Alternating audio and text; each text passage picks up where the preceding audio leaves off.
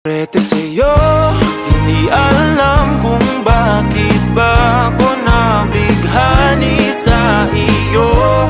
Hindi alam kung bakit ba ganito kahit na alam ko mukhang wala rin naman itong patutunguhan. Kahit pa ilaan lahat ng oras sa'yo, hindi titigil hanggang ako na ang dahilan ng iyong ngiting misteryoso.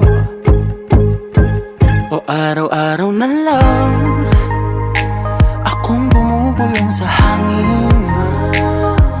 Ilang awit pa ba ang isusulat? Wala na bang hangganan? Kailan mo ba mapapansin? Nais masilayan ng iyong